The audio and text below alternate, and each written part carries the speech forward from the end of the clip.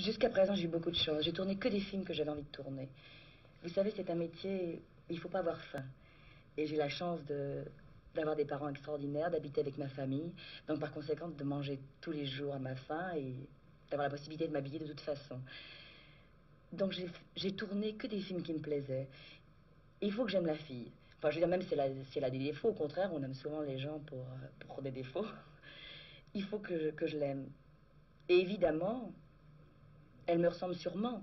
Mais vous savez, quand je fais un personnage, j'en parle toujours comme une vraie personne. C'est-à-dire, je dis, sur le plateau, je ne dirai jamais, est-ce que je peux faire ci ou ça? Mais je dirais, est-ce qu'elle peut faire ci ou ça? Et je la construis dans ma tête, je l'imagine, comment les habitudes qu'elle pourrait avoir, si elle aime pas se lever le matin, si elle aime prendre du café au lait, si elle aime prendre ça. Je l'imagine complètement. Et quand je joue, je l'imite. C'est-à-dire, elle est dans ma tête et je l'imite un petit peu, voilà. Évidemment, elle me ressemble beaucoup. Elle parle trop vite, par exemple.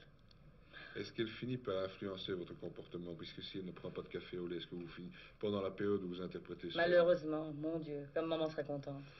Non. Mais quand vous cherchez un personnage, si vous avez la faculté de ne pas devoir travailler pour manger, que vous pouvez attendre de trouver un bon personnage, est-ce que vous avez des difficultés pour le trouver? D'abord, il y a des tas de personnages qu'on voudrait jouer, des tas de choses qu'on voudrait faire, des tas de gens qu'on voudrait rencontrer, des tas de metteurs en scène avec qui on rêve de tourner.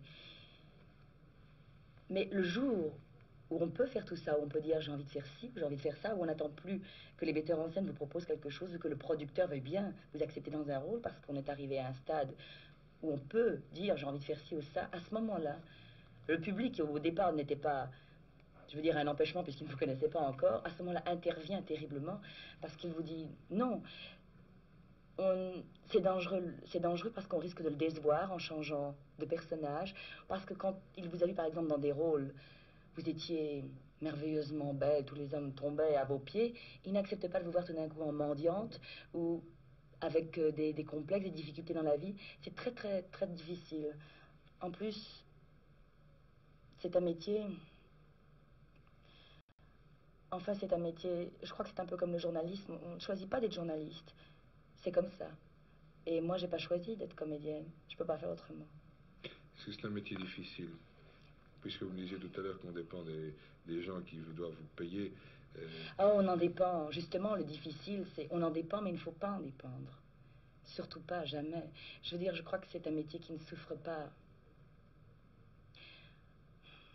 Il faut, comment expliquer? C'est un métier où on doit arriver jusqu'en haut. Et en plus, où ça ne souffre pas la médiocrité. Ceci dit, il y a des gens qui ne sont pas de grosses vedettes et que personnellement je trouve extraordinaires. En plus, je crois que justement à cause du public, le jour où on est une star, on n'est peut-être plus une très grande comédienne.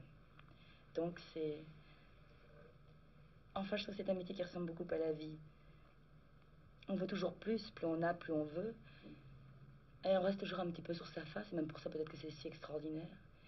Et surtout, il faut s'arrêter juste avant que les gens vous demandent de vous arrêter.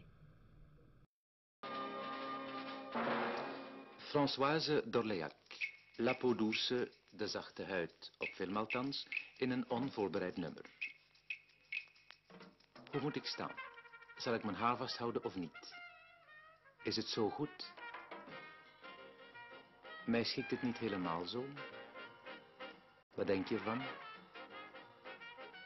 Zal ik het dan zo moeten doen? Misschien is het zo best.